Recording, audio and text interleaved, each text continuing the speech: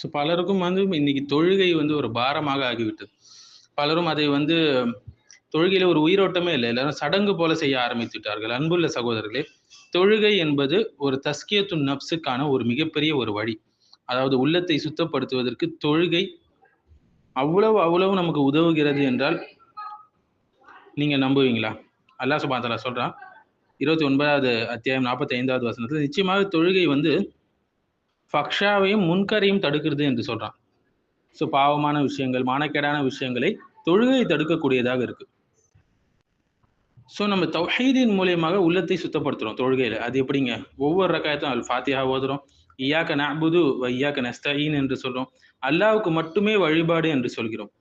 So இதன் மூலியமாக தொழுகையில நாம ஒலிக்கக்கூடிய தௌஹீதின் குரல், இதன் மூலியமாக ஷிர்க்கை நாம் அகற்றுகிறோம். முகஸ்துதியை நம்ம குறைச்சிக் கொள்றோம். அல்லாஹ்வின் பால் உள்ளத்தை நிலைத்து நிற்க வைக்கிறோம். இரண்டாவது வந்து உள்ளத்தை சுத்தப்படுத்த அது எப்படி உதவுதுன்னா, நப்ஸை கட்டுப்படுத்துகிறது. தினமும் 5 நேரம் போய் தொழுகிறோம். நேரத்தை நம்ம வந்து விட்டுக் கொடுக்க வேண்டி வரும் அல்லாஹ்வுக்காக. சோம்பலை வெல்ல வேண்டி வரும். இதெல்லாம் உள்ளத்தினுடைய நோய்கள். இதையெல்லாம் எதிர்த்து போராடி நப்ஸுக்கு ஒரு கட்டுப்பாட்டை கொண்டு வருகிறது இந்த தொழுகை. ஒரு டிசிப்ளினை உருவாக்குது. மேலும் மன அழுத்தத்திற்கான ஒரு மருந்துங்க தொழுகை. நபி ஸல்லல்லாஹு அலைஹி வஸல்லம் கவலை வந்தால் தொழுகையை கொண்டு எங்களுக்கு வந்து ராகத்தை கொடுங்கள் என்று சொல்வாங்க. நிம்மதியை கொடுங்கள் என்று சொல்வாங்க. தொழுகை வந்து ஒரு ஸ்பிரிச்சுவல் ரீசெட் என்று சொல்லலாங்க. மேலும் நாம் செய்யக்கூடிய பாவங்களுக்கான ஒரு நிவாரணம், பாவங்களை அழிக்கக்கூடியது, நம் உள்ளத்தை சுத்தப்படுத்தக்கூடியது பாவத்திலிருந்து என்று சொன்னா இந்த தொழுகை. ரசூலுல்லாஹி அழகான ஒரு ஹதீஸ் சொன்னாங்கல்ல, அவருடைய வீட்டு முன் ஒரு நதி ஓடுகிறது. தினமும் 5 நேரம் குளித்தார், அவர் உடம்புல அழுக்கு இருக்குமா என்று கேட்டாங்க இல்லைங்களா? அது போன்றதான் 5 நேர தொழுகைகளை சரியாக தொழக்கூடியவராக ஒருத்தர் இருந்தார். அவருடைய பாவங்கள் எல்லாம் என்ன ஆகும்? அல்லாஹ் அழித்து விடுவான். ஸோ உள்ளத்தை சுத்தப்படுத்துகிறது.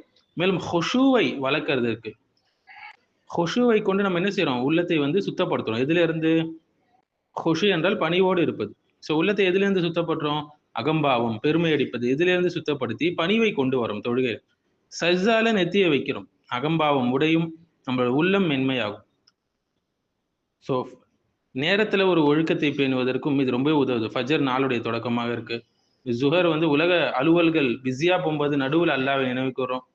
அசர் நேரத்திலயும் வந்து பிசினஸ் பீக்ல போயிட்டு இருக்கும்போது அல்லாஹ்வை நினைவு கூர்றோம். மகரிஃபுடைய நேரத்துல நாள் முடிவும் போது அல்லாஹ்வை தான் நம்ம நினைவு கூர்றோம்.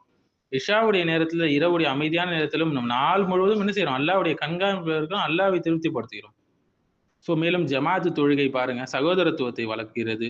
ஒருத்தர் மேல பொறாமைப்படாமல் இருப்பதற்கு, குரோதம் கொள்ளாமல் இருப்பதற்கு இந்த ஜமாத்து தொழுகை ரொம்பவே உதவுகிறது. சகோதரத்துவத்தை மேல்படுத்துகிறது. அகங்காரம் இதனால குறையுது, சமத்துவம் பெருகுது. மேலும் தொழுகையில நம்ம ஃபுல்லா செய்யறதே திக்ர் தான். அல்லாஹ்வை தான் நினைவு கூர்றோம் இல்லைங்களா? தஸ்பீஹ், தஹ்மீத், தக்பீர் தொழுகையில சொல்லக்கூடிய நம்ம மேலும் அது அல்லாஹ் அக்பர் போன்ற எல்லா விஷயங்களும் உள்ளத்தை சுத்தப்படுத்தக்கூடிய ஒரு கருவியாக இருக்கு. மேலும் ஷைத்தானுக்கு எதிரான ஒரு கேடயமாக இருக்கிறது. ஷைத்தான் குடிகொண்டவுடைய உள்ளத்திலிருந்து அதை சுத்தப்படுத்தணும்னா, ஷைத்தான் நிறைய டிஸ்ட்ராக்ஷன் தருவான். தொழுகை கவனத்தை கற்றுக் கொடுக்குது. குறிப்பாக தஹஜ்ஜுத் தொழுகை வந்து ஒரு ஆழ்ந்த தஸ்கியா என்று சொல்லலாங்க. அந்த நேரத்துல ரகசியமாக அல்லாஹ்வோடு நம்ம உறவாடுகிறோம். துஆ செய்கிறோம். உள்ளம் வந்து சுத்தமாவதற்கான முக்கிய கருவியாக அது இருக்கிறது.